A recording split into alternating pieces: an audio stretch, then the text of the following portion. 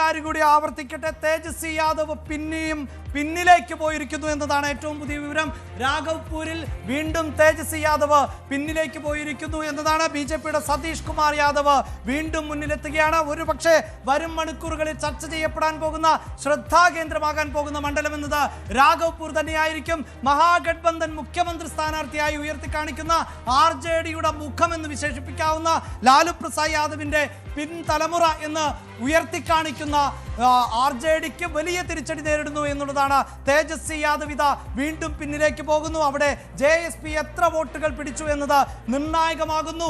അവിടെ RJDയുടെ vote കട്ടറായി JSP മാറിയോ എന്നതാണ്. പ്രശാന്ത് കിഷോറിന്റെ തന്ത്രങ്ങൾ തിരിച്ചടിയാകുന്നത് RJDക്കാണോ എന്നതാണ് ഇനി അറിയേണ്ടത്. ആവർത്തിച്ചു പറയേണ്ടിയിരിക്കുന്നു, ഈ മണ്ഡലത്തിലെ തിരിച്ചുപോക്ക അല്ലെങ്കിൽ പിന്നിലേക്കുള്ള പോക്ക എന്നത് RJDയെ സംബന്ധിച്ചിടത്തോളം വലിയ വെല്ലുവിളി ഉയർത്തുന്ന ഒന്നാണ്. ഒരു ഘട്ടത്തിലെങ്കിലും BJP സ്ഥാനാർത്ഥിക്ക് സതീഷ് കുമാർ യാദവിന് മുന്നിൽ എത്താൻ പറ്റുന്നുവെങ്കിൽ അത് RJDക്കുണ്ടാകുന്ന വലിയ തിരിച്ചടി, കനത്ത തിരിച്ചടിയായി തന്നെയാണ് നമുക്ക് അനുമാനിക്കേണ്ടതായി വരേണ്ടത്. കാരണം ഒരേ ഒരു മുഖം മാത്രമായിരുന്നു മഹാഗഠബന്ധന് ഉയർത്തിക്കാണിക്കാനുണ്ടായിരുന്നത്. ആ മുഖത്തോട് പോലും ബീഹാർ മുഖം തിരിച്ചു എന്ന് വേണം നമുക്ക് ഈ ഘട്ടത്തിൽ മനസ്സിലാക്കാൻ. അതാണ് ബീഹാറിൽ സംഭവിച്ചുകൊണ്ടിരിക്കുന്നത്. ഇപ്പോഴിതാ ഒരിക്കൽ കൂടി വീണ്ടും പിന്നിൽ പോവുകയാണ് തേജസ്വി യാദവ്. അവിടെ BJPയുടെ സതീഷ് കുമാർ യാദവ് തേജസ്വി യാദവിന്റെ അമ്മയായ റാബറി ദേവിയെ പരാജയപ്പെടുത്തി ചരിത്രം സൃഷ്ടിച്ച സതീഷ് കുമാർ യാദവ് ഒരിക്കൽ കൂടി മുന്നിലേക്ക് വരുമ്പോൾ RJD ക്യാമ്പുകൾ വിറയ്ക്കുന്നുണ്ടാകുമല്ലോ കിരൺ. വീണ്ടും മാറി പറഞ്ഞുകൊണ്ടേയിരിക്കുകയാണ്. ഏകദേശം 100-110 സീറ്റുകളുടെ വോട്ടിൻ്റെയൊക്കെ വ്യത്യാസമാണ് അവിടെ ഉണ്ടായിക്കൊണ്ടിരിക്കുന്നത്. തേജസ്വി യാദവ് മുന്നിൽ പോകുന്നു, വീണ്ടും പിന്നിൽ പോകുന്നു. എന്തായാലും തേജസ്വി യാദവിനെ പോലെ ബീഹാറിനെ നയിച്ച നിതീഷ് കുമാറിന് എതിരാളിയായി നിന്നുകൊണ്ട് ബീഹാറിനെ നയിച്ച ഒരു നേതാവിന് സ്വന്തം മണ്ഡലത്തിൽ വലിയ മെജോറിറ്റിയിൽ ജയിക്കേണ്ടതാണ്. അത് പ്രത്യേകിച്ച് ലാലു പ്രസാദ് യാദവിനെയൊക്കെ വിജയിപ്പിച്ചിട്ടുള്ള മണ്ഡലമാണ്. അതോടൊപ്പം തന്നെ ഒരു കറുത്ത ഫലിതം കൂടിയുണ്ട്. അദ്ദേഹത്തിൻ്റെ അമ്മ റാബ്രി ദേവിയെ പരാജയപ്പെടുത്തിയിട്ടുള്ള ഒരു മണ്ഡലം കൂടിയാണ്. പക്ഷേ തേജസ്വി യാദവിനും അവിടുത്തെ ഈ ലാലു പരിവാറിന് വലിയ സ്വാധീനമുള്ള സ്ഥലമാണ്. പ്രത്യേകിച്ച് അവരുടെ വോട്ട് ബാങ്കിന്, യാദവ വോട്ട് ബാങ്കൊക്കെ നിർണായകമായ സ്ഥലമൊക്കെയാണ്. അവിടെ ഇങ്ങനെ ഇനി അവസാനം ജയിച്ചാൽ പോലും ഇങ്ങനെ തോറ്റും ജയിച്ചും ഒന്നും പോകേണ്ട ഒരാളല്ല തേജസ്വി യാദവിനെ പോലുള്ള നേതാവ്. അദ്ദേഹത്തിന് സ്വന്തം മണ്ഡലത്തിൽ പോലും ഈ തരത്തിൽ ഒരു ആധികാരികമായ വിജയം ഉറപ്പാക്കാൻ കഴിയുന്നില്ല എങ്കിൽ അദ്ദേഹത്തിൻ്റെ തന്ത്രത്തിൽ ബീഹാറിൽ ആകെ എങ്ങനെ വിജയം ഉറപ്പാക്കും എന്നുള്ള വലിയ ചോദ്യങ്ങളൊക്കെ ഇപ്പോൾ ഉണ്ട്. ഇപ്പോഴും അങ്ങനെ ഒരു ചർച്ച പോലും തൻ്റെ മുന്നണി പരാജയപ്പെട്ടാലും സ്വന്തം സീറ്റിൽ ആധികാരികതയോട് ജയിക്കാൻ കഴിയുക എന്നുള്ളത് ഒരു നേതാവിനെ സംബന്ധിച്ച് ഏറ്റവും പ്രധാനമാണ്. അതിനുപോലും തേജസ്വി യാദവിന് കഴിയുന്നില്ല എന്നതിൽ തേജസ്വി യാദവിൻ്റെ നേതൃമികവിനടക്കം ചോദ്യം, വളരെ ഗൗരവമായ ചോദ്യം ഉന്നയിക്കുന്ന ഒന്നുകൂടിയാണ്. തേജസ്വി യാദവ് ഇപ്പോഴും ഇടയ്ക്ക് മുന്നിൽ പോകുന്നു, ഇടയ്ക്ക് പിന്നിൽ വരുന്നു. അങ്ങനെ നിൽക്കുന്ന രണ്ടും കയ്യാലപ്പുറത്തിരിക്കുന്ന ഒരു തേങ്ങ പോലെയാണ് ഇപ്പോൾ തേജസ്വി യാദവ്. അങ്ങോട്ടും വീഴാം ഇങ്ങോട്ടും വീഴാം എന്നുള്ളൊരു അവസ്ഥയിൽ നിൽക്കുന്നു. അങ്ങനെ തേജസ്വി യാദവിന് പോലും അവിടെ കഴിയുന്നില്ലെങ്കിൽ പിന്നെ എങ്ങനെയാണ് തേജസ്വി യാദവ് മുന്നിൽ നിന്ന് നയിക്കുന്ന ഒരു പാർട്ടിക്ക്, കോൺഗ്രസിന് അങ്ങനെ പുനർവിചിന്തനം നടത്തണം എന്നതാണ് BJP ഇപ്പോൾ ആവശ്യപ്പെട്ടുകൊണ്ടിരിക്കുന്നത്. തേജസ്വി രാഹുലുമായിട്ട് ഇനി കൂട്ടുവേണമോ എന്നത് പുനർവിചിന്തനം ചെയ്ത് തീരുമാനത്തിലെത്തണം എന്ന ഒരു കാര്യം ഇപ്പോൾ തന്നെ BJP മുന്നോട്ട് വെച്ചിട്ടുള്ള സാഹചര്യമുണ്ട്. ഇനി മുന്നണി ബന്ധങ്ങളിലൊക്കെ എന്തൊക്കെ മാറ്റിമറിച്ചിലുകൾ ഉണ്ടാകുന്നു എന്നത് വളരെ പ്രധാനപ്പെട്ടതാണ്. ഇപ്പോൾ ഉയരുന്ന ഏറ്റവും വലിയ ചോദ്യം, ഡബിൾ സെഞ്ചുറി തികയ്ക്കുമോ NDA ബീഹാറിൽ എന്നതാണ്. 197 സീറ്റിൽ എത്തി നിൽക്കുകയാണ്. അത് ഡബിൾ സെഞ്ചുറിയിലേക്ക് എത്തിക്കുമോ എന്നതാണ് നമുക്കിനി അറിയേണ്ടത്. 200 സീറ്റിലേക്ക് NDAയുടെ ലീഡ് എത്തുമോ എന്നത്. മഹാഗഠബന്ധൻ 41ലേക്ക് ചുരുങ്ങുന്ന സാഹചര്യമാണ് നമുക്കിപ്പോൾ കാണാൻ കഴിയുന്നത്. 41 എന്ന നിലയിലേക്ക് മഹാഗഠബന്ധൻ എത്തുന്നു. ഒപ്പം തന്നെ കോൺഗ്രസിന്റെ സ്ഥിതി കൂടുതൽ പരുങ്ങലിലാകുന്നു എന്ന ഒരു കാര്യം കൂടിയുണ്ട്. കോൺഗ്രസിന്റെ നില 5-ൽ നിന്ന് താഴേക്ക് പോവുകയാണ് എങ്കിൽ രാഹുൽ ഗാന്ധിയെ സംബന്ധിച്ച് അങ്ങേയറ്റം നാണക്കേടുണ്ടാക്കും. ഇപ്പോൾ കോൺഗ്രസ് വെറും 4 സീറ്റിൽ മാത്രമാണ് ലീഡ് ചെയ്യുന്നത്. ലീഡ് ചെയ്യുന്ന സീറ്റുകളുടെ എണ്ണം 6ലേക്ക് ചുരുങ്ങുകയും ചെയ്തിരിക്കുന്നു.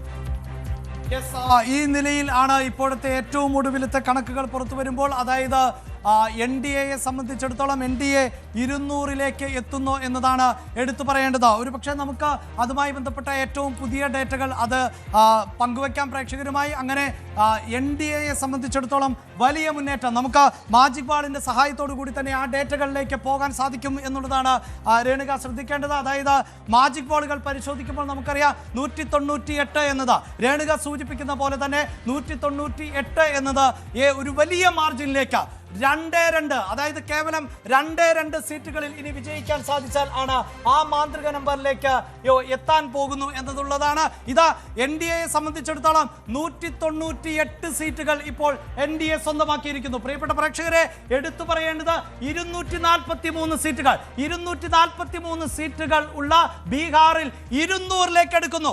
കേവലം 2 സീറ്റുകൾ കൂടി ലഭിച്ചാൽ 2 സീറ്റുകൾ കൂടി ലഭിച്ചാൽ ഇതാ അവിടെ NDA സഖ്യം 200 എന്ന ഒരു മാജിക് നമ്പറിലേക്ക് അല്ലെങ്കിൽ ഞെട്ടിക്കുന്ന കൗണ്ടിലേക്ക് എത്തും എന്ന് പറയുമ്പോൾ എടുത്തു പറയേണ്ടത് കഴിഞ്ഞ തെരഞ്ഞെടുപ്പ്, അതായത് 2020 തെരഞ്ഞെടുപ്പ്, 2020 തെരഞ്ഞെടുപ്പിനെ അപേക്ഷിച്ച് NDAക്ക് 77 സീറ്റുകൾ അധികമായി അക്കൗണ്ടിലേക്ക് എത്തിക്കാൻ സാധിച്ചു എന്നതാണ് എടുത്തു പറയേണ്ടത്. അതേസമയം മറുഭാഗത്ത് ഇന്ത്യ സഖ്യത്തിന്റെ പ്രകടനം നോക്കൂ. അവർ 40 സീറ്റുകളിലേക്ക് ചുരുങ്ങി നിൽക്കുന്നു. 40 സീറ്റുകൾ എന്നത് 74 സീറ്റുകളുടെ നഷ്ടം. JDU ആകെ നേടിയ സീറ്റുകൾ മൊത്തം നഷ്ടപ്പെടുന്ന നിലയുണ്ട്. 74 സീറ്റുകളാണ് ഇന്ത്യ മുന്നണിക്ക് ആകെ നഷ്ടപ്പെട്ടിരിക്കുന്നത്. യെസ്, അതായത് വലിയ തിരിച്ചടി തന്നെയാണ് ഈ തെരഞ്ഞെടുപ്പിൽ JDU സഖ്യത്തിന്റെ കുതിപ്പിൽ ഉണ്ടാകുന്നത് എന്നതാണ് എടുത്തു പറയേണ്ടത്. അങ്ങനെ വലിയ മുന്നേറ്റം നടത്തുമ്പോൾ അവിടെ വലിയ തിരിച്ചടി ഉണ്ടാകുന്നു എന്നതാണ് RJDയെ സംബന്ധിച്ചിടത്തോളം. ആ ഡേറ്റകളിലേക്ക് നമുക്ക് വളരെ പെട്ടെന്ന് പോകാം. അതിനു മുമ്പ് എങ്ങനെയാണ് NDA സഖ്യം ഇത്രയും വലിയ കുതിപ്പ് നടത്തിയത്? അതാണ് പ്രിയപ്പെട്ട പ്രേക്ഷകരെ നമ്മൾ ഇനി പങ്കുവെക്കാൻ പോകുന്നത്. ന്യൂസ് 18 കേരളത്തിന്റെ അല്ലെങ്കിൽ ന്യൂസ് 18 നെറ്റ്വർക്കിന്റെ ഏറ്റവും ആധികാരികമായ ഡേറ്റകൾ പ്രേക്ഷകരിലേക്ക് ആദ്യം എത്തിക്കുന്നത് ഈ മാജിക് പോൾ തന്നെയാണ്. ഇതിലെ ഡേറ്റകൾ കഴിഞ്ഞ തെരഞ്ഞെടുപ്പുമായി താരതമ്യം ചെയ്തുകൊണ്ട് നമുക്ക് പ്രേക്ഷകരിലേക്ക് എത്തിക്കാൻ പറ്റും എന്നുള്ളതാണ്. ഒരുപക്ഷെ മറ്റ് ടെലിവിഷൻ ചാനലുകൾക്ക് ഒന്നും അവകാശപ്പെടാൻ പറ്റാത്ത ഏറ്റവും ആധികാരികമായ ഡേറ്റയാണ് ഞങ്ങൾ പ്രേക്ഷകരുമായി പങ്കുവെക്കുന്നത്. അവിടെ NDA സഖ്യത്തിന്റെ 2020 പ്രകടനവുമായി നമുക്ക് താരതമ്യം ചെയ്യാം. ഏറ്റവും വലിയ ഒറ്റക്കക്ഷിയായി ഇപ്പോൾ മുന്നിട്ട് നിൽക്കുന്നത് BJP ആണ്. BJPയെ സംബന്ധിച്ചിടത്തോളം ഈ ഘട്ടത്തിൽ BJP നേടിയിട്ടുള്ളത് 89 സീറ്റുകൾ എന്നതാണ്. അതായത് 2020 നിയമസഭാ തെരഞ്ഞെടുപ്പിൽ 74 സീറ്റുകൾ ആയിരുന്നു BJPക്ക് ഉണ്ടായിരുന്നത്. 75 സീറ്റുകളായിരുന്നു RJDക്ക് ലഭിച്ചിരുന്നത്. ഏറ്റവും വലിയ ഒറ്റക്കക്ഷിയായ RJDയേക്കാൾ 1 സീറ്റിന്റെ കുറവ് മാത്രമാണ് 2020 BJPക്ക് ഉണ്ടായിരുന്നത് എങ്കിൽ ഇപ്പോഴിതാ BJP ആ നില മെച്ചപ്പെടുത്തുന്നു. 15 സീറ്റുകൾ BJP ഇപ്പോൾ അധികമായി മുന്നിട്ട് നിൽക്കുന്നു എന്നുള്ളതാണ്. അതായത് 2020 ഏറ്റവും വലിയ രണ്ടാമത്തെ ഒറ്റക്കക്ഷി 2025 എത്തുമ്പോൾ ഏറ്റവും വലിയ ഒറ്റക്കക്ഷിയായി മാറുന്നത് 15 സീറ്റുകൾ അധികം നേടിക്കൊണ്ടാണ് എന്നതാണ്. അതേസമയം JDUവിന്റെ പ്രകടനം വിലയിരുത്തുക. 43 സീറ്റുകളായിരുന്നു 2020 തെരഞ്ഞെടുപ്പിൽ JDUവിന് ലഭിച്ചത്. അവിടെയും വലിയ മുന്നേറ്റമാണ് JDU നടത്തുന്നത്. 35 സീറ്റുകളാണ് JDU അധികമായി നേടുന്നത്. അവിടെ ഈ താരതമ്യം പ്രേക്ഷകർ ഒരിക്കൽ കൂടി ശ്രദ്ധിക്കുക. അതായത് കഴിഞ്ഞ തെരഞ്ഞെടുപ്പ് 2020 നിയമസഭാ തെരഞ്ഞെടുപ്പിൽ നിന്ന് 2025 എത്തുമ്പോൾ ആരാണ് ഏറ്റവും അധികം നേട്ടമുണ്ടാക്കിയ രാഷ്ട്രീയ പാർട്ടി? അതിനുത്തരം ഒരു സംശയവും വേണ്ട, അത് JDU തന്നെയാണ്. കാരണം 35 സീറ്റുകൾ ആണ് JDU അധികമായി നേടിയിട്ടുള്ളത് എന്നതാണ്. 101 സീറ്റുകളിൽ JDU മത്സരിച്ചത് 101 സീറ്റുകളിൽ, BJP മത്സരിച്ചത് 101 സീറ്റുകളിൽ. ഈ 101 സീറ്റുകളിൽ BJP 89 എത്തിച്ചു എന്നത് വസ്തുതയാണ്. പക്ഷേ ഓർക്കേണ്ടത് കഴിഞ്ഞ തെരഞ്ഞെടുപ്പിലും 74 സീറ്റുകൾ BJPക്ക് ഉണ്ടായിരുന്നു. അപ്പോൾ BJP നില മെച്ചപ്പെടുത്തിയത് 15 സീറ്റുകളിലാണ്.